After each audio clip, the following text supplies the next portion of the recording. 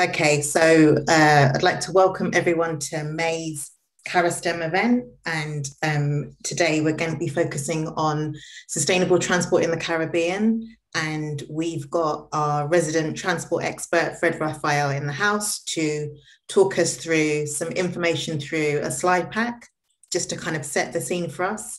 If you have any questions during his presentation, if you just hold on to them. And then once he's finished, it's only a few slides, we can open up the floor to get comments, ideas, questions, etc., about sustainable transport in the Caribbean, what it looks like now, how it can be improved. And we'll be looking at this from a data lens. We'll do a bit of a COVID lens as well, and also an environmental lens. Over to you, Fred. Unmute myself. Thank you very much, Joe. So I'll just be doing I've got a few slides. I'll talk to a few slides, but it's mainly about sort of, data, transport data in the Caribbean. So I didn't really want to go into talking about, policies and being critical. I think they're good policies, they're good practices, but I just want to talk about the importance of data. So sustainable transport, as we all know, is it sort of, it simply means transport that aligns with the principles and the goals of sustainable development. And we know what sustainable development means. It's development that meets the needs of the current generation without compromising the ability of future generations to meet their own needs. So I think there's a presumption that on the right-hand side, you'll see that there's a slide which has an inverted sustainable transport pyramid. So there's a presumption that fossil fuels in sustainable transport, that presumption that fossil fuels are bad, and what should be prioritized are more sustainable sort of forms of transport. So walking, cycling, recently electric vehicles, so e-bikes, public transport, and at the bottom of that you have the private car, and you have air transport. Maritime transport is not included in there, but that would fall somewhere at the bottom of the pyramid as well. So it kind of suggests that sustainable transport needs to have the capacity to support the mobility needs of society in a manner that is least damaging to the environment. And it does not impair the mobility needs of future generations as well. And then, as any planner would know, anyone in this sort of space of planning and transport planning, there's always the need to look at the interdependence between environmental, social, and economic systems. So it's not just one thing. All of these things have got to align. Transport is one of the biggest sectors that contributes to global greenhouse gas emissions, and at the moment, that's the latest figure which I obtained from the Intergovernmental Panel on Climate Change, and transport contributes 14% of greenhouse gas emissions globally. This figure's actually come down because I think, Joe, you'd probably correct me, but 10 years ago, we were talking about 24%. So we seem to be going in the right direction. And I'm sure it has come down quite significantly over the last year because air transport, for example, the airlines have been grounded for quite a while. And air transport represents quite a significant proportion of greenhouse gas emissions, but cars actually represent quite a lot. So that's why you see this big move towards like electric vehicles and so on to remove a lot of the conventional combustion engines, which contribute quite a lot to greenhouse gas emissions. So you see this big drive to actually to get people to drive electric vehicles instead. So what's the importance of transport data? Well, how do you identify what a problem is? Or you might have a sense that there is a problem in transport, for example. It's important to be able to back this up with data. There's something called baselining in transport, and I'm sure that's across other sectors as well. But to be able to establish the baseline, you've got to have a grasp on transport, because you've been making policies that is based on what you define as a baseline. For example, with transport, you need to understand if you're building a new, and I work around development control quite a lot, development management. So if you're building a new airport, for example, you need to understand, well, what is the network capacity? So you need to have a sense of traffic data, on a certain link or a certain junction, how many vehicles are going through that junction on a daily basis. There's a concept of peak periods where you have transport is you know, during the day, you have people going to work and then you have people coming back home. So these represents the morning and the evening peak. And normally data that, you know, focuses on these peaks because that's where you have the most serious transport, you know, impacts. And then after baselining, you then, you know, if you're going to forecast, you have to have a grasp again as to what changes is going to take place. And I'll just touch on some of the types, the types of data that we'd use for that. Evidence-based policymaking is really where we need to be getting to, not, you know, and as I said, I don't want to be critical of any politician. It's not what we're here for, but there needs to be sort of a better way of making policies that's based on, you know, evidence that we've looked at the data, we've assessed, we've evaluated, and then we make policy based on that. And a very good example, actually, only today that I was looking at was, I don't know, a few of you would recall, you know, those who lived in St. Lucia, that we had a serious problem with decline of the St. Lucian parrot, the Amazona versicolor. And in the 1970s, it almost got to the point where it was extinct. I think there was something like 100 of them. But then the wildlife conservation actually started looking at, you know, the data for the you know, parrot population. And that informed the policies or the strategies for conservation. And today there's something like, I think maybe about 2,600 of these parrots around. And I think also that brought to people the awareness of how, you know, close to extinction these animals were. So that's a very good example that could be sort of applied to transport and explains where we need to get to. Measuring the success of policy as well, that's quite important. Realigning with policy objectives. Well, how do we know that we're meeting policy? That's the point that's being made here. Development and operation of transport systems. And I could wax lyrical about the types of technologies and the types of data dynamic sort of like traffic, as most of you would probably be accustomed with when traveling around maybe in Europe or in the United States, or I'm sure it exists somewhere in you know, in the Caribbean as well. So you've got, instead of having fixed timings for traffic signals, you have you know, traffic signals that are dynamic based on vehicles that are traveling on the network. And at a junction, you might give priority to a platoon that's arriving that you know, where greater demand is on one arm than another. So so you see this sort of zones, you know, with connected traffic signals that tells the other traffic signal, communicate to the other traffic signals that, look, you've got a platoon of 10 vehicles coming, so be prepared to give it more green time than another arm. So, you know, again, that's all data driven in real time. And understanding the impacts of transport in other sectors. And so you've got like, there's this, it's been happening over decades now that, you know, there's a realization that transport doesn't just stand alone, that it's related to land use. And the relationship between land use and transport is such that, of course, if you're building a new development, you've got to think about the transport impacts of that development. You've got to think about the travel demand that it generates. You've got to think about the kind of people who live there. And so as we touch on the types of data, so population data, for example, growth in the population, if you're forecasting, you need to understand by how much is your population going to grow?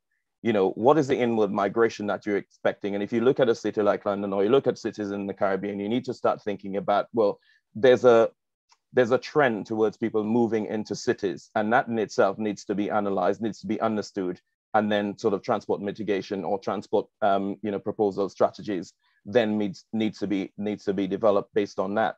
Understanding the levels of car ownership, income, and other economic data. There's a positive correlation between income and car ownership. So, you know, car ownership actually increases when, you know, when income goes up. You know, people have more money in their pocket to go buy cars, and therefore it's important to understand. So there are actually transport economists who spend a lot of time looking at these kinds of, you know, relationships. So, you know, in a downturn, in an economic downturn, you will expect to see people making decisions not to buy cars. And therefore that means there is possibly less, well, there'd be less demand on the road network, but possibly greater demand on public transport and walking and so on. Traffic flow data, peak hours, as I said, greenhouse gas emissions, that's quite important as well. The Caribbean doesn't contribute much to overall global greenhouse gas emissions, but quite important in terms of local, you know, regional, you know, greenhouse gas emissions as well. Sorry, I think I might have I gone to, oh, no. I started thinking about the kind of problems that we could actually apply some of the data to, transport data to problems in the Caribbean. And I'm aware that I've experienced quite a lot of traffic congestion in Castries, in other cities in the Caribbean as well. That's something that we're sort of regularly used to, on traffic grinding to a halt.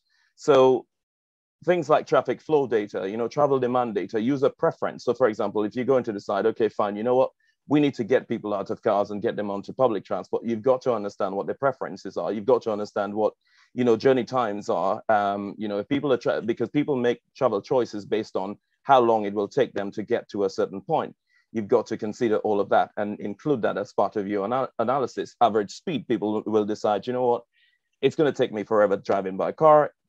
Maybe we don't have, perhaps Kamala will tell me what happens in Jamaica. Do we have trains in Jamaica or trams or whatever else? But people make choices based on how long it might take them. Air pollution as well. So there's a lot of air pollution monitoring that some of them I've been involved with. So you have, again, dynamic, air pollution monitoring. So at an air pollution monitoring station, if, for example, you get readings that tells you that we've exceeded a certain sort of threshold in terms of, greenhouse gases, there might even be sort of like, in real time, diversion of traffic to other roads. That's done as part of an intelligent transport systems network. So there are good sort of ways of, using real-time data to be able to manage the, traffic conditions on the network. So total distance travel, that's a very important thing for transport. So what's the total distance travel? And that's one of the ways that you measure sort of greenhouse gas emissions on an annual basis from transport as well. Then road safety, we have a serious problem with road accidents. I was looking at the World Bank, was it World Bank only, the UN International, organization statistics on road traffic accidents, and the Caribbean has quite a high level of road traffic accidents. I don't know what the reasons are, but again, to be able to address the problem, we need to be able to look at the data, understand the data. What are the causes? Is that something is there a hotspot? What's the reason why, there's accidents at that particular hotspot? Do we need to redesign that junction or a link, or we need to look at pedestrian data, cycle data? Are pedestrians involved, are cyclists involved? That's quite important. And then we move to looking at mode shift, because that's a presumption, as I said, that mode shift towards, more sustainable sort of, people would refer to them often as greener transport, but more sustainable transport like cycling, walking, public transport is sort of, promoted as a sort of, public transport as a sustainable transport mode. So you need to understand, again, what's the capacity of public transport? So don't just say, yeah, okay, fine, we move people to public transport. What's the capacity? What's the cost of traveling? That's an important sort of, decision point for people who are traveling. Are the routes going to the locations that people want? Origin destination information as well, especially in relation to an airport. Well, where are people coming from? Where are people flying to?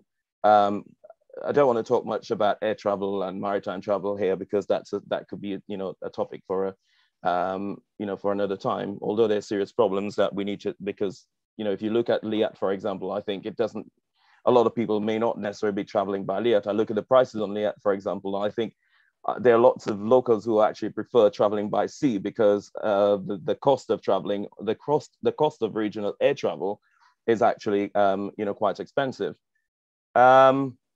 So it's just making that point that data, I think we need to get to a place where we're sort of generating the kind of data that we need to be able to inform the decisions that we're making in terms of transport. And my final point would be that I started looking around to see what data exists in the Caribbean, what are the sources of data. I couldn't find that much, to be honest, from Caribbean sources. I was able to find some information on car ownership in St. Lucia. I think there are about 56,000 vehicles on the road, and 54,000 of them are cars. But it doesn't break down that information further in terms of, like age groups. So, maybe that's a start, but it doesn't give much information that could help one do a bit of research and to be able to sort of inform policy. I remember doing origin destination surveys in St. Lucia, but that was a long time ago. Where's that data stored? So that's the sort of questions that, that occupies my mind as well on data. The United Nations have data, the World Bank has some data, but these are not disaggregated. In fact, actually, I think they lump like the Caribbean with Latin America. So you see Latin America and the Caribbean. So how do you sort of pull the data out from that and relate it to Jamaica or St. Lucia or Trinidad, or that's actually quite difficult. So just stressing the importance of data. That would be it for me, and we can move to questions and discussions. That's great. Thank you, Fred. You gave us a lot of food for thought. So just really want to open it out to the floor, and if there are any initial comments or questions that anyone has.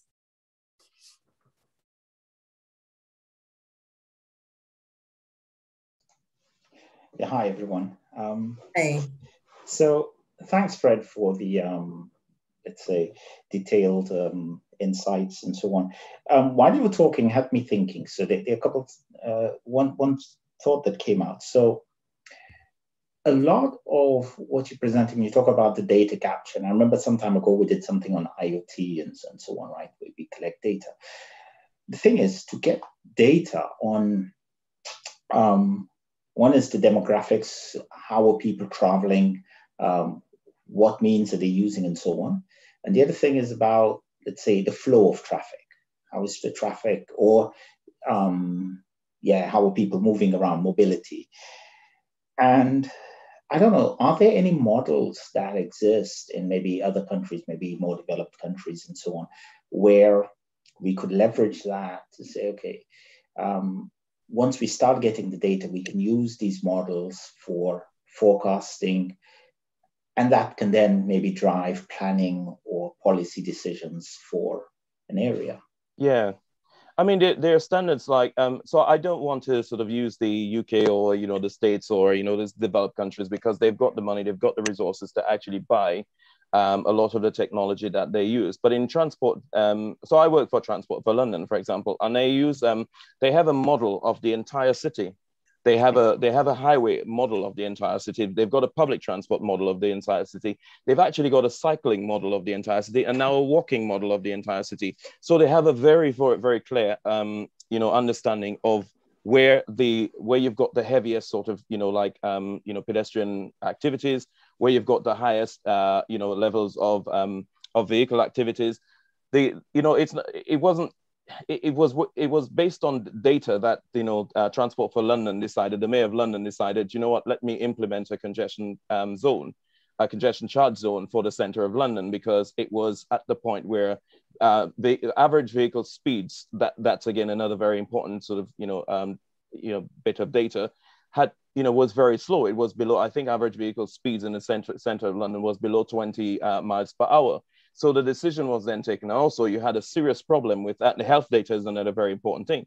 You have a serious issue with people who are, given the density of the city and people living close to roads and so on, people who are, having serious, lung issues and respiratory issues and so on as a result of transport. So there's these models that are built of cities or countries as well. In fact, there's an entire model of England that Highways England. So you have, again, it's important to have the organizations, the authorities that are responsible for generating, for recording that data. You've got traffic cameras at certain points on bridges or junctions, at major junctions, that are continually generating data. I can actually go to a source. I can go to TfL and I could find data that I'm looking for. I could go to the Department for Transport, which is the department, national department responsible for transport, and find information there.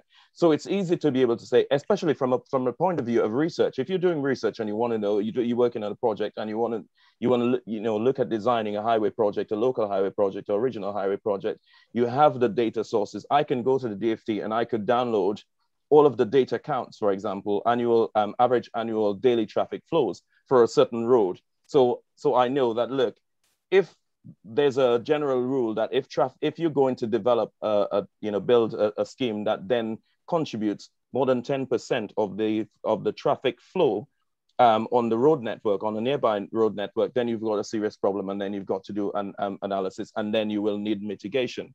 So there are these models in place. And I think St. Lucia could get to that place by starting to collect, or the Caribbean could start to get to this place by collecting the data. So every time a traffic count is done, that's recorded on a database. It's as easy as that. We won't have the money to spend on these big models because they cost hundreds of thousands, millions. But we can certainly start by collecting data and having a sort of data, a central point where somebody could request data or be able to look online and access that data to be able to then inform the decisions that they're making on transport. I don't know about this, but do you know if they're currently, any of the islands in the Caribbean are currently capturing data, perhaps have sensors, I don't know, for example, air pollution? We know that, okay, hey, even in Belgium, I'm sure in London, in Jamaica, I don't know in Jamaica or any of the Caribbean, but they're the sensors that measure air quality. We know that they're the counters for the how many cars are passing through a certain time on a certain road and all that. So all what you're talking about. Do we know if that information is being captured, or are there plans in the Caribbean to start perhaps going down that road? I don't know, to be honest. And I actually looked online. I've been looking online several times after certain weeks. I look at like the Ministry of Transport in St. Lucia, and there's nothing really, there's not really a website that gives you much information, which is really bad. I think that in an age where, people are using computers to access information, why we provide it? We could, there's not that information. I don't know about Jamaica. I looked at Barbados. I haven't seen anything on monitoring of air quality. In fact, I looked today again, I looked up, I think it's the UN. I looked at like greenhouse gas reporting. There's nothing for St. Lucia. There's nothing for Barbados. There's nothing for Dominica. There's nothing for several of the Caribbean countries in terms of reporting greenhouse gas emissions. And that's something that's easy, we should be doing because of the issues that we have around climate change and, not direct emissions from transport, but because we our sort of water systems are quite, fragile, and, a sort of, marine life in the Caribbean, for example, a lot of, what's the term that's actually used? Fugitive emissions, from transport makes its way into into rivers and, and eventually into coastal waters. So these are the things that we're supposed to be having that data. Now, I think that we gather data when we're developing projects, but we're not good at having data, on a sort of annual basis or a quarterly basis that constantly keeps monitoring. So if you were to go to the Ministry of Education and Transport and say, can I see your data on annual monitoring for traffic flows on a certain link? You probably won't get that. You probably have to go and collect all of that data again yourself by somebody standing on the roadside or erecting a sort of, a camera to actually count. I think we could help ourselves and improve that by actually gathering the data on an annual basis. I just wanted to bring in Lindell at this point. He had his hand up. Yes, sorry. You want to come in on this, Lindell? Thank you, too. Thank you, Fred. Quite interesting insight you shared with us. One of the key things you mentioned, and I believe it's critical, is the need for the capture of data. Yeah. I wondered whether you could give us some indication what sort of capture rate we might need. I know you mentioned earlier annual data collection, but if we say for the sake of argument that we attempt something a little bit more ambitious, what sort of data volume per hour, per day, per mile, for example, would we have to approximate to get anywhere near to something you might regard as suitable for that sort of vision for the future? So one of the things that we benefit from in the Caribbean, we don't have like an extensive road network. And in fact, we know very easily that vehicles will travel or traffic will travel. So, if I apply that to say like Castries, we have, several major roads that go into Castries. We could actually have data points. We could actually have we could have cameras, at these points. It doesn't have to be every single day of average annual traffic data is generated from in the UK and in the United States from cameras that are mounted that captures vehicles sort of on a daily basis. But we could actually have counts done on a 3-monthly basis at certain points on the network that then tells us enough as to what the average daily flow would be. So these would have to be at typical times when people are going to school and people are going to work. So it's not during the holiday season when everyone might have left the country and flown to Miami or wherever else they go to. So you want to capture, like in the middle of the week, for example, which is a typical day. You can actually do this on a quarterly basis as a good place to start to capture the sort of average annual daily flows for traffic. So you could do that like on a typical day, quarterly. That's a place to start. If we haven't got the money, I suppose, maybe to set up these expensive cameras that will be sort of capturing counts in real time, or using other technologies. Like there are other technologies where you put, well, in fact, I think often I'm sure you've seen traffic counters across the road. I don't know if we use that. That's a sort of basic counter that we could use to be able to capture this. So we capture this at different points. It would have to be done all at the same time to be able to get a typical sort of representation of what the network looks like. But you can do this quarterly and compare this quarterly data. If there are differences, then you've probably got to do, maybe look at it again. If it is wildly different, then you've got to look at it again. But if you have very small variations, then you're okay. So I think there isn't data per mile per se. I think you have to look at the network that you have and decide where the points need to be. So a car coming from, I don't know, maybe Vieux-Fort, right? How many junctions along that road have you got?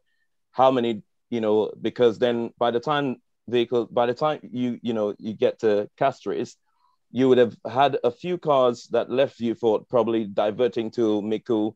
So you have to capture if you're looking at flows from Vieux-Fort, you have to capture what's happening before you get to Micoud. After Micoud, you have to capture Mon Repos, you have to capture, so you're capturing all these junctions along the network and so on, and seeing what's happening on these major junctions. So by the time you get to Castries, you have a very clear picture as to how many vehicles are leaving Vieux-Fort and actually ending up in Castries. So if you want to sort of then inform your policy on, look, we need to do something about, traffic from Vieux-Fort to Castries, you've captured that data. So it's not, I think that's a long-winded answer, but it's not, I don't think it's about looking at it per mile. It's just about looking at the network you've got and, what problem you want to address.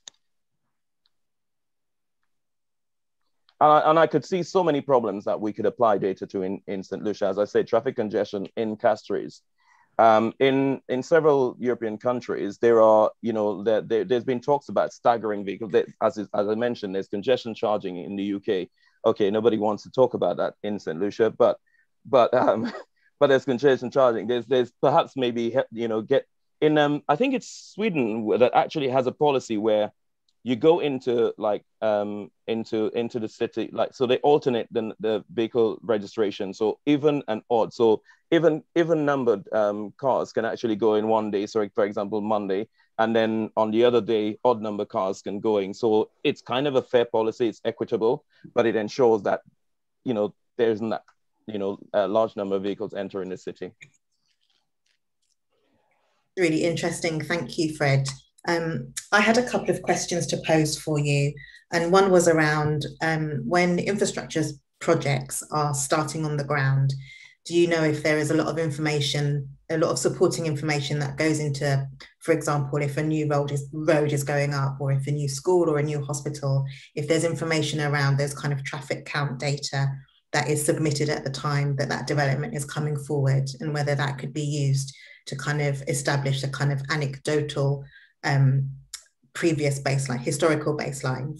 And then my other question was around, I know in London, in where I work in Westminster, we're using a lot of data from people's mobile phones, because people have their mobile phones on, they have their Wi-Fi or their roaming, and so we're able to geolocate them. And I wondered if you thought that would be a viable option for St. Lucia and the wider Caribbean. So sorry, let me get your first question again. The first question was around when infrastructure projects go in. whether there's a historical base. Is there a requirement for the level of analysis that you've described in your slide presentation? Yeah. And could that kind of data be used? So if a hospital goes in, is there data around traffic counts, etc., that could be used to kind of create a historical baseline so that we have a starting point for moving forward?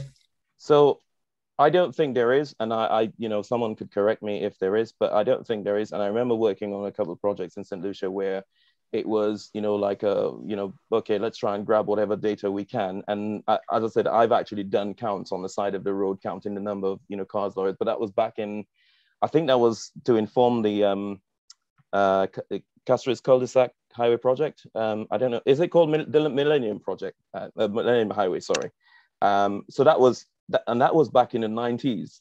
So I don't know if there's been, I presume there might have been, other data to support. I can't think of what other, the Vigi sort of improvements as well. There's a junction around the roundabout around Vigi where actually, again, did some traffic counts on there, but that's all data. So I don't know if there's been, any new data collected that, somebody could say, okay, fine, here's the data source, you could use that. Sorry, yeah, Nick, I see your hand raised, but just to make that point around, I think the data that exists might be old. I don't know if the Ministry of Transport gathers, like fresh data on a regular basis. I could be wrong. I've not, as I said, I've not seen any data that suggests that, there's been anything recent that could inform, project. I wouldn't trust data from 10 years old where transport is concerned. You'd probably have to look at maybe no less than, 3, 4. I wouldn't extend it beyond, 5 years old, because that's becoming quite old, and travel patterns change. As I said, people are going to buy cars if they have money. If the economy dips, then people, would decide not. So you have to be able to pick up all of these changes that are happening. And old data, I think, is probably very risky. And your other question was? Just before we go to my second question, sorry, Nick, did you want to come in on that one? Well, I had a question in relation to what you were asking, Joe, about infrastructure and planning. So while we've been speaking about transport, I was just thinking about the planning aspects in terms of maybe kind of, so what are the thoughts from the group on how you restructure maybe towns, things that people don't have to drive as much, maybe moving around towns or cities so that they don't have to go through them. And we've seen that in some of the islands. And then previous planning. So for example, I know Kamla works because of her role, she maybe is involved in the initiation of projects. Yeah. So I'm just wondering, what are our views on that? General. So a very important concept or a very important goal of sustainable transport is reducing the need to travel. And actually, there is, and Joe, you would know that very well, is the concept of mixed-use developments, has been something that's central. And that has come about as a result of sort of, transport planners and urban planners realizing that there is a symbiotic relationship that needs to be sort of considered. So the solution was, and I know that this happens here and other places, is to look at how you could accommodate, development that has all of the uses so you could have, large developments with schools nearby, retail use, on the ground floor. And a lot of what you see here, that has come about from, reducing the need to travel. So like retail use on the ground floor, a shop, that you can pop into and get your pint of milk, a sort of, a park nearby that you can take your children to, that reduces the need to travel. Now, I think we have to be a little bit bold, and I know we used to talk about decentralization. That's another thing that instead of actually building everything, and actually I have to be critical of London for that, because London is lopsided. London is the biggest city in the UK by far. If you compare it to if you look at Germany has more equally sized cities. Like, you've got a sort of a capital, a state capital, right? But it's not the size. None of the cities are the size of London. London is like this giant in the UK, and all of the cities are dwarfed in terms of size. And we just keep piling and piling and piling more people in London. So there needs to be a sort of commitment to decentralization and building, other cities. I don't know if you know, on Margaret Thatcher or people, there was. You said this wasn't going to get political, Fred. Oh yeah, sorry. Okay, yes. So Margaret Thatcher actually had tax incentives for businesses businesses that obviously, industry that will be, high trip generating, developments to relocate to other places in the UK. And in fact, one of the good things that the new towns, as you know, Joe, as a planner, the new towns that were built, like Milton Keynes, like, Harlow, some of these new towns, they were built also to address some of these problems, to be able to move population out of, such a major city in building these new towns. Planners don't think that way. Well, planners do think that way, but I think we're limited in terms of the things that we can do. You could have done more radical stuff by saying, do you know what? Let's go and build a new town here and try and address some of these problems. I think we're restricted in terms of what we can do now, but there's still things that's being talked about. And integration between land use and transport, I would say, has improved over the decades, because the two used to work in silos. But there's now a recognition that you can't actually build anything without integrating, without looking at the transport problems and without addressing the transport problems. So in fact, sometimes if a development doesn't work in transport terms, it might be a reason to say you can't build it, as simple as that. So, sorry, I just want to bring in Kamla at this point, because I think... So I'm going to ask a question to Kamla and Lindell, actually. Because both Kamla and Lindell are in the private sector in the Caribbean. Are there incentives for businesses and their locations in the Caribbean islands? And because Kamla was going to talk first, I'll let her, I don't know, respond to that. I was not going to talk. What are there incentives for what? For businesses moving out of the cities? Yes. I don't think so. And I also don't think in Jamaica, for instance, developments can impact traffic greatly, because even recently, we have a lot of construction going on now in the capital city. And it's really in places where you used to have a single house, people are putting up 10-story and 12-story apartment development. So it must impact the little roads. And I don't think any of our planning agencies can tell somebody no, because they're going to impact traffic. They would, I never know what they would do, right? I honestly, I'm pretty sure that it is never a consideration, in the transport aspect of it. But congestion, it's just becoming worse and worse. And I have never heard of somebody being told no because of transport considerations. Well, you see, that needs to change. Sorry, go on. Yeah, but I really don't see, that happening. Sorry, go on. Yeah, no, there were some other things I wanted to comment on in the Jamaica data, for instance. As I've designed a couple of pavements, right? I hate pavement design. The last one I did was probably 10 years ago. And back then, it used to be manual traffic counting, right? Yeah. Since then, I seen them do automatic. I see them have, the stuff across the road. So I don't think I get really manual counted anymore, but they still do that. And I've seen it for roads where nothing has happened.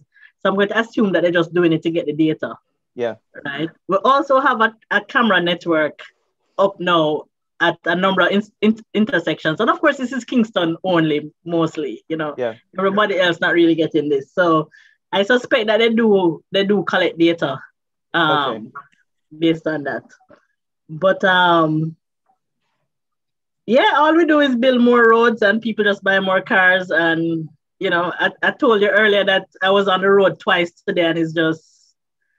So this is the thing. So, and that kind of partly answers Michael's question as well about sort of, do we have, models, or are we capable of building models? Now, if you take, for example, if you take the city, if you take Kingston, if you take another city in the Caribbean, and what the population is at the moment, what the issues are, traffic congestion, traffic flows, you look at the next 10 years and you see what's the population size going to be by then. Is it another 100,000, another 200,000? You can actually easily build a model that says, well, you know what, you're going to have, you're you're going to have more problems in traffic. And we're going to have cars on top of cars. Absolutely. So in fact, actually in London, there's a strategic model that looks at, and it's integrated with land use as well. So you can look at, okay, fine, if we're going to, and I think, Joe, correct me if I'm wrong, but I think we're looking at sort of like, well, certainly over 100,000 homes in London. I don't remember the figure for the next 10 years, but you need to understand what the impact of 100,000 homes is going to be. Okay, maybe one developer is going to build 50 homes here, 50 over there, 100 over there, but you need to look at what the combined effect of, 100,000 homes is going to be in 10 years' time, and then forecast what the impact of 100,000 homes is going to be, and then make some bold decisions as to say, look, we're going to take cars off that road. We're going to pedestrianize that road. We're going to change traffic flows on the network because there's serious issues there that's going to result in, road safety issues. And that's how so that's the point around it needing to be data led. Well, if you have to say no to someone, and you have to say no, as for the common good. And I think that's maybe the issue that we probably need to get back to in the Caribbean, because I think maybe, well, to be honest, it's, the rich always get their way in all countries. So I was going to say, like here, it's drilled into people about the common good, but I'm becoming more and more disillusioned, that everything is always stacked in favor of those who are wealthy and powerful. But there's an important sort of concept or principle, and that is a common good. So if there's a decision that actually benefits the rest of society, so even if it is removing cars from a certain part of the network, then that's the right thing to do. And people have just got to accept it. Now, I'm not saying you just do it and don't consult the public, by the way, because I think that's another topic in itself, that there needs to be better engagement with the Caribbean public so that they understand the issues and they take ownership of the issues to be able to they themselves change their behavior. Can I ask Kamala, sorry, what one or two things do you think would need to happen in Jamaica for that level of change to take place? But I'm not sure. I think most people, well, the perception certainly is that you can't get anything done if you slip a little money under the table. And I don't think, even now I'm dealing with a project where money was obviously slipped under the table for it to be approved. Yeah. And now, the authority now is saying, but this wasn't done and this wasn't done, so knock it down, right? Wow. And I'm actually working with the people who didn't do their due diligence in the first place to show that it's okay, it can stay up. But I'll do anything for money, obviously. You sure you want to say this in public? I'd like to jump in. It's honest work. Yes. But there's always a perception that you can't get anything passed at the moment, as far as I'm concerned, even I don't want to say even more critical things, but than transport. It's a huge problem in Jamaica. Actually, there was a big discussion on Twitter in Jamaica just this week on transport issues, and it's a pity I couldn't get anybody to come to this, because they were talking about getting the rail service back up, because we have an extensive rail network in Jamaica. I'd love to. But it's no longer functioning. Right. For passengers, right now there's only bauxite on it. But up to when I was a child, the last time I traveled on a train was when I was 14. Wow. Yeah. Yeah, back in 87. Oh, sorry. Ooh, no, I didn't say that. Yeah. This is a safe place. You're among friends. Exactly. Yeah, right. But yes, up to then there were passenger trains running, and they brought it back briefly a couple of years ago, maybe up to 10 years ago, when the highway network was being improved and they had shut down a part of the road network. So they brought in trains between Spanish Town and Kingston, and then they stopped again as soon as the roads were back up. But we have a serious congestion problem, but telling somebody no, as about to say, more critical than transport. For sewage, for instance, in all these huge developments is a big deal, because the sewage network just insufficient, and they're still not telling them no. Yeah. So I can't see, them telling anybody no, because they're like, oh, this is going to increase traffic too much. Wow. You know? Yeah, I think it's not always just telling people no, but telling people no, and explaining that there's an alternative. And I think that's the important thing. So, and you ensure that the alternative, I mean, I was thinking about public transport in the Caribbean, for example. Here, it's easy in London, especially, you know, because you can walk out of your door and you can get a bus, you know, within, I don't know, 5 minutes or whatever. So it's easy, and it might be going into a central location. So that's easy to travel by public transport. But I do understand that you have places where, you know, the public transport connections are not very good. So but again, you know, it's for the government to actually look at, well, what is the potential of the public transport?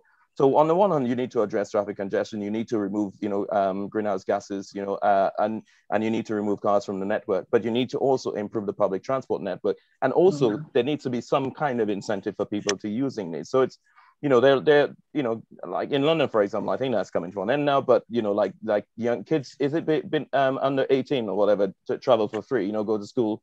So their parents would have to drop them off. You know, kids of secondary school age. So there are things that you can do to help, you know, to address the problem. I mean, park and ride, for example, in Kingston, if you have a major problem with traffic entering into the city, well, you have a cordon or whatever, and then you say, okay, fine, let's create some spaces where people can park and then use a shuttle to go from that point into the city. So, you know, you leave cars out of the city, and I don't know how many roads come in and out, but you can find, you know, suitable land and flat land and locations where people can drive in from, you know, their destinations, park there and get onto a shuttle. That could be provided free of service. Linda, it would be great to hear your experiences as well. I tend to agree with what I've heard so far. And if I pick up the last point raised by Fred regarding how you could, by taking a wider view, attempt to manage the problem better. I think park and ride solutions clearly have promise, clearly. I think we are bedeviled by a few issues that are quite noticeable in the Caribbean. If I take St. Lucia as an example, there is, for lack of a better term, a very selfish view of transport and travel. Although when we travel outside the region, we take a bus, we walk down the full block to get to where we're going. At home, we seem to want to park. They have to drive. Right. So that's why I say it's somewhat selfish. Because we think we're in a small place, we can do things in a small-minded way. Yeah. And your problem, Kamala, your description of the problem in Jamaica with the sewage works and the connections or the scaling of parking or transport links, I think what that shows is we look at our small part of the problem or our part of the jigsaw without taking the wider view of what the impact would be of that, the knock-on effect, as it were, on other areas. And going back to Fred's view regarding how you build a model and you see what happens if you have 100,000 people in 10 years' time, what that impact would be. Yeah. You're forced to think that way and look 10, 20 years ahead and make some smart planning decisions now and hopefully stick to them. Yeah. If I go back to the question Nick posed about incentives for activity that includes transport away from the city. I think what we can clearly say is people trying to make decisions are incentivized away from traffic if at all they have the opportunity. I'll take an example. If I drive into Castries, okay, the capital of St. Lucia, to go to the bank, between finding a parking spot and walking to the bank and one day, it might make more sense, sadly, for me to drive further north, okay, a distance 4 times greater, to get to a bank which has a shorter queue or better service and leave. And I think if I do that, I get more out of my day by not standing in a queue for longer than I think I should. And that shows the imperative of the planning, Fred, that you were referring to. Yeah. So, Nick, I'm sure if you had a smart proposal put forward that included some element of reduced need for parking or improved traffic flow, that would probably find favor. But from what I've been able to see so far anecdotally, there does not seem to be a strong focus. Now, we may have rules, we may have regulations, we may even have laws that pertain to things you can and cannot do. But having the law and enforcing it, I think those are two areas that do not, sadly, go hand in glove. So, can I say something in addition to what Linda said? So the example you gave of you having to travel further, why don't they, for example, so I noticed they put like a supermarket in the example of St. Lucia, a supermarket in a valley. When you put in that supermarket, why don't you give a concession to somebody to put a banking service there, a post office, some other facilities in the area, so that people don't necessarily have to travel into a capital? And that's not unique to there. So I'm just saying, put some, we cannot, obviously we are not, our islands aren't rich. So we can't afford all of the amenities, all of the travel, all of the, we don't have bus services, etc. But we could at least plan to have certain services in areas where you find a group of services where maybe there is parking if people want to drive, maybe there's a bus, but you provide a set of services that everybody doesn't have to go to the capital. To do a range of things. You know, if you want to post a parcel, you don't have to go into a cap. You know what I'm saying? And I think in many cases we don't even have many local post offices in the context of St. Lucia. I think you've maybe got each village you've got a post office, and that's it. And this is the point. It is what I touched on in terms of decentralization. I'll let Joe come in on the benefit of master planning as well, because you touched on that point in terms of, like, you know, building a supermarket, but you have to think in terms of what other potential uses, and instead of just having one site, look at it much bigger than that, and the potential for master planning. But actually, so you make a very important point. You know, why isn't the data that you could generate through looking at not just, you know, not just traffic counts, but you can also survey people to try and find out what's their trip purpose.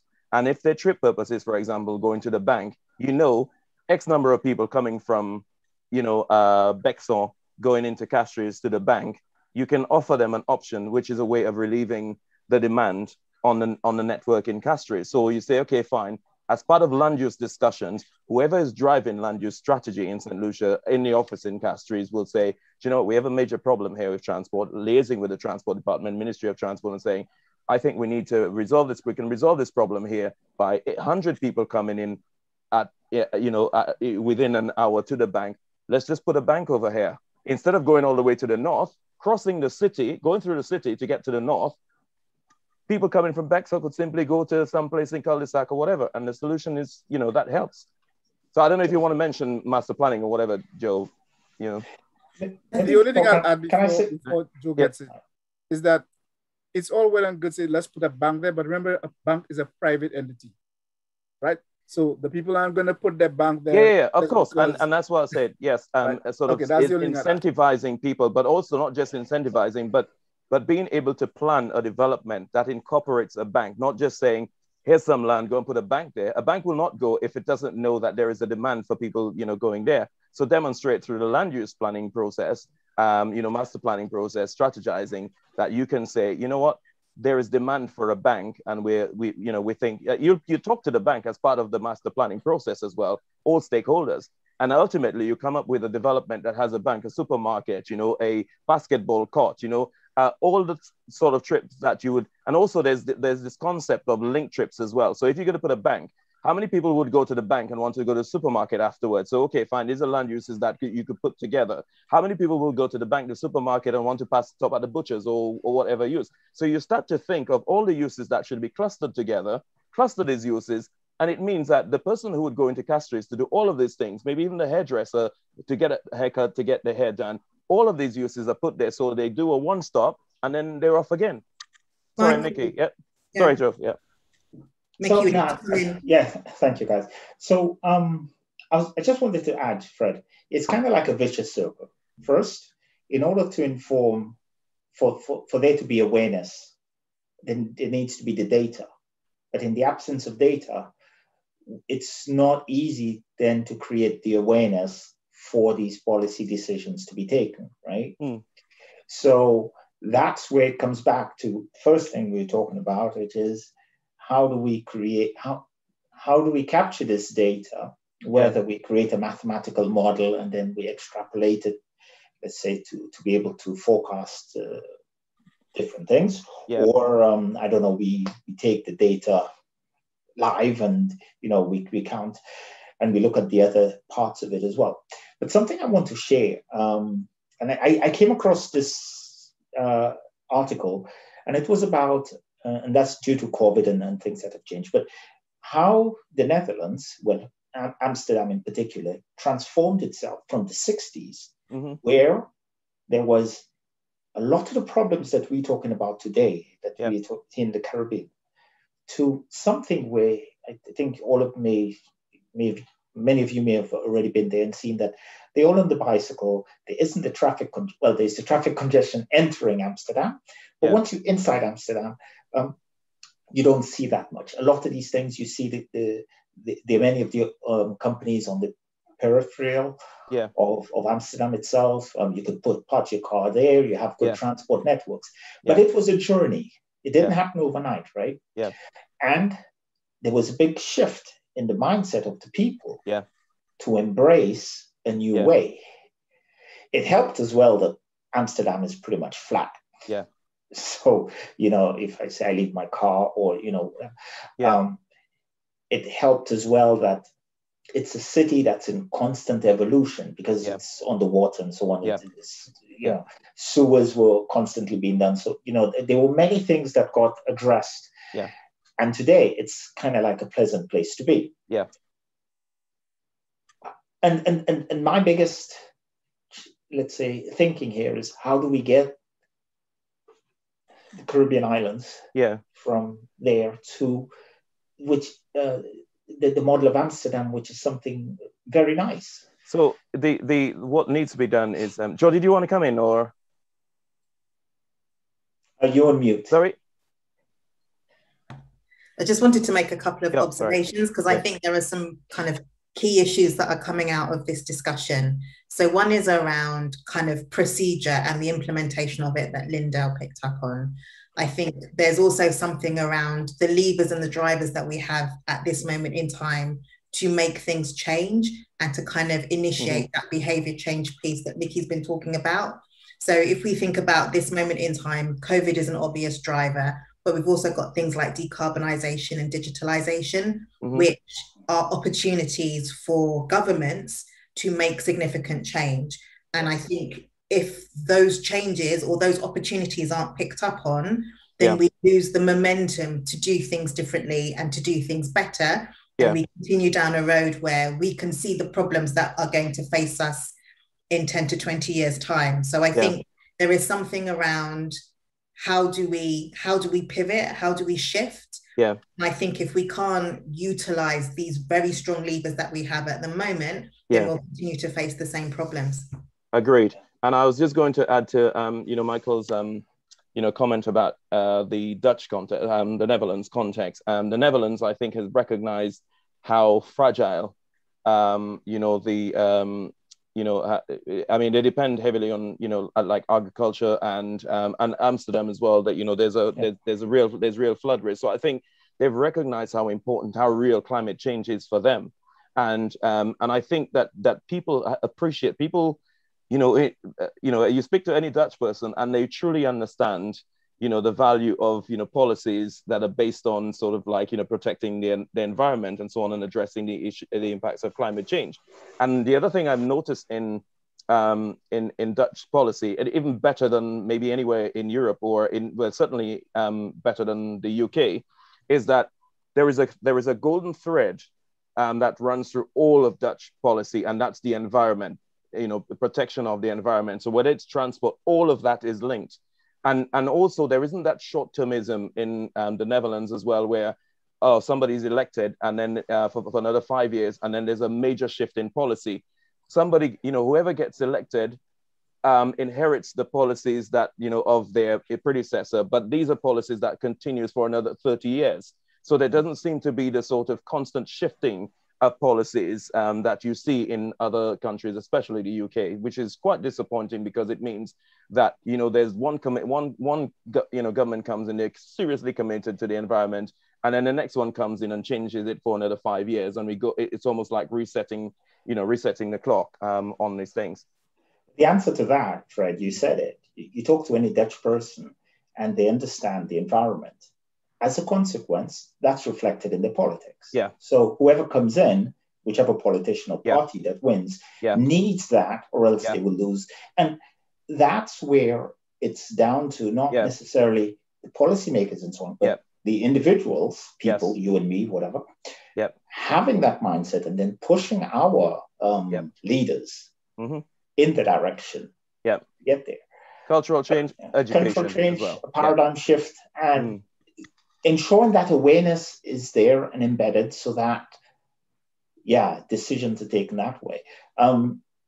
Will someone feel bad because they have to pay extra because they want to do something that they should not? That's where we need to get to. That people say, I'm not going to do that, so that Kamala is not having the problems that she's having anymore. Yeah. But I think the issue is, again, just very quickly, is it's not saying no to people, it's saying no, but they need to be part of the solution as well. So it's saying, look, we've got a problem. I think it's about taking people along, taking people on the journey. So saying to the Caribbean public, we have a serious problem. Let's take, Jamaica, and St. Lucia, Antigua. These islands depend heavily on tourism, right? If you have a sort of, if your country is destroyed, the beauty of your country, which relies on tourism, if you destroy this, then you have a serious problem with your main economic sector. So if you tell people, look, you need to be better stewards of the environment because that's what your country depends on. You need to sell that to the public and sort of take ownership of that. So by the time you tell them, look, I think we need to sort of reduce the number of cars we have on the road, or if you want to have a car, maybe we move to electric cars. And actually, Joe sent me a very interesting article about St. Lucia looking at doing some research into sort of introducing electric cars on the network. Well, there needs to be sort of, I suppose, maybe looking at the infrastructure to support electric cars.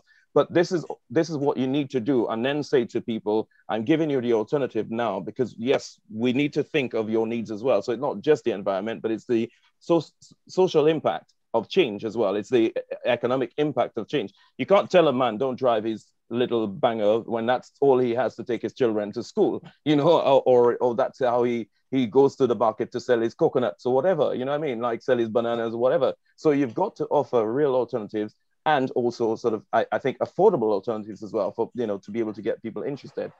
And have the mathematical models that back it up, that can then help drive, the decisions. Absolutely. Absolutely. So we've hit the 1 hour mark. We started a little late. That was my fault. So apologies. I was having technology issues. So the conversation seems to be flowing. I wonder whether people want to continue or whether we want to think about wrapping it up and maybe have a bit of a discussion around what CARISTEM as an organization can do to help to be a catalyst for change in the region and start to help things be done differently. I'm thinking about someone who lives in Belgium who's I think it's like 1 o'clock for him now, isn't it? I don't know. Yeah, it is. I know he's going to have to drop out.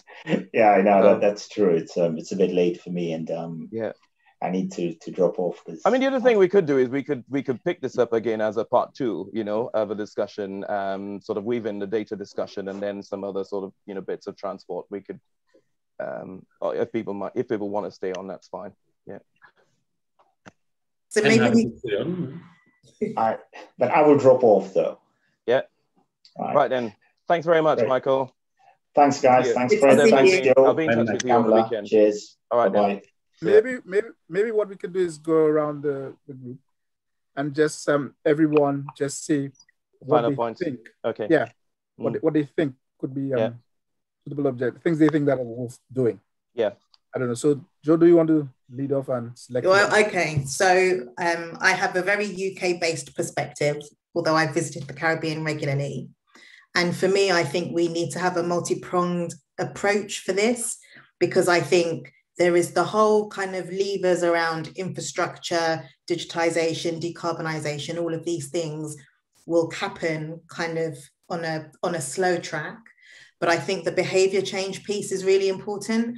And I think there needs to be a way for the communication around it to be multifunctional and multi-platform and different for different people. So what drives me to behave one way or to, you know, walk instead of use my car will not be the same driver as for Fred, and it won't be the same driver as for Kamla. Our circumstances are different and the things that we think are important are different. But I think there's a messaging in the Caribbean around cumulative impact. Yeah. I think really kind of regenerating that kind of community focus. I feel like some of it has been lost in the kind of globalization sweep. And, you know, as a region, there's a lot of looking to America, looking to the UK, looking to Europe.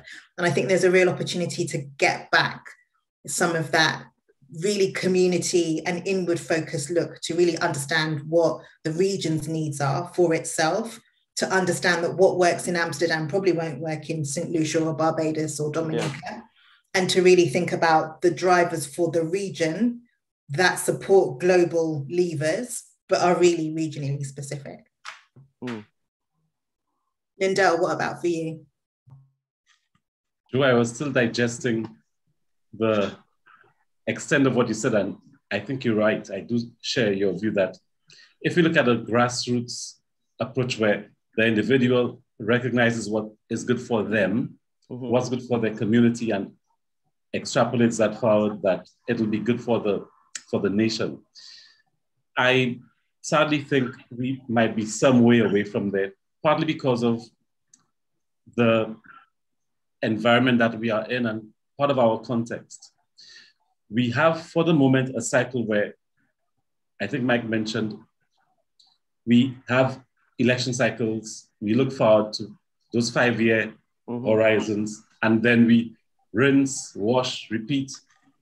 Sadly, we recycle. We're not building on what they have started before. And interestingly, we have hurricanes that affect us every now and then. So the whole issue of building back better, we can build back better incrementally. Yeah. The time we have some damage that causes a bridge to be rebuilt, we might know that that bridge is to be a 6-lane bridge in 50 years. Yeah. Let's not rebuild a 2-lane bridge as a 2-lane bridge next year because we have a hurricane hit it then. Exactly. So it's that sort of need for the planning, the vision, the model you mentioned, Fred. Yeah. I think that's where we really appear to fall short. I believe until we solve the problem that we seem to are really affected by, which is the short-term payoff for doing something now for now, we will probably be having a much slower pace of progress than we should have. Yeah. Interesting. Kamala, what about for you? In the Jamaican context, I think there are people both privately and publicly who each consider they consider the issues, but they consider it separately. We do have an urban development company that I think is supposed to encompass everything, but I'm not sure it's working. So that I think we need more. We need more of an agency. Probably not the right, because it can get so red tapey.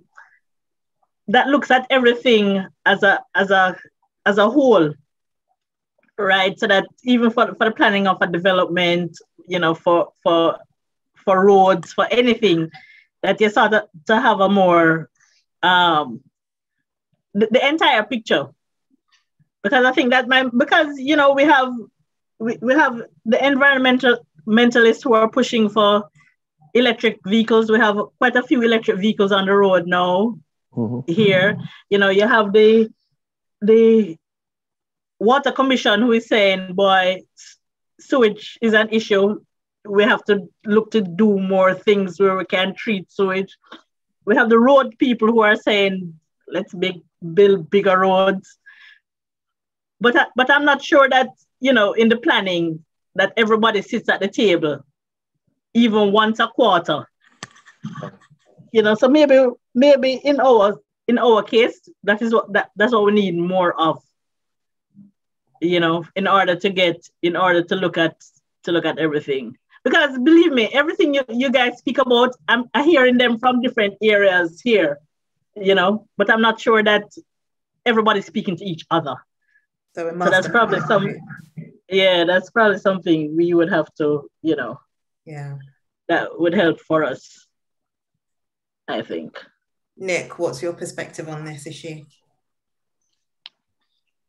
I'll add to what Kamla says, but in a slightly different vein, that I think CARISTEM can help in terms of working with other groups when they are pushing those agendas in terms of environmental issues, in terms of more intercooperation.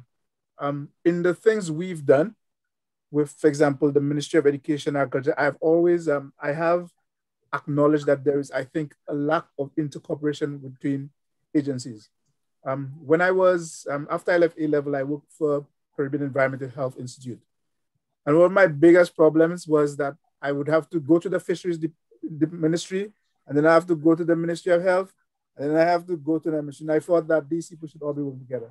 So I think one of the things CARISTEM can do is help in kind of bringing to the forefront some of those issues. And even if it means we sometimes bring these people to, and when we know that there are significant, we cannot obviously work on every small building arrangement that's going on.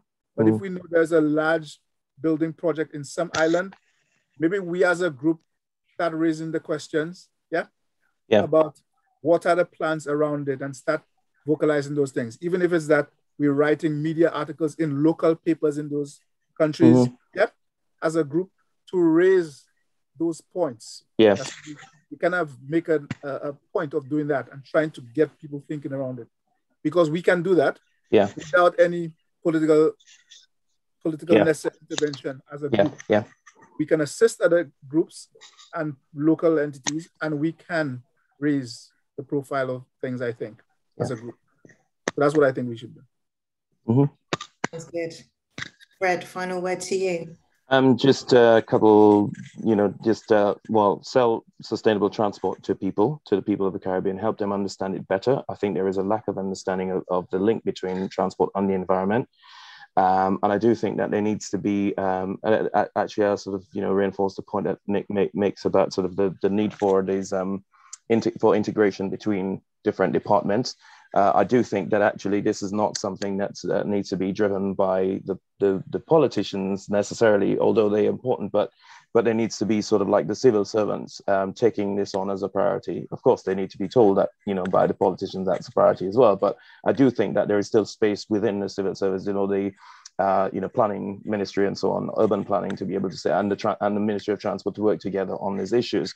I totally agree with sort of, looking at the, I do think there needs to be a sort of look at the existing transport problems and then sort of starting to formulate strategies. So I don't think I've heard a politician really talk about the, somebody in leadership really talk about the traffic congestion that's experienced in some of these places as if it's just a part of normal life. So I do think there needs to be, that let's look at this as a problem that needs fixing. It can't be something that, continues in perpetuity.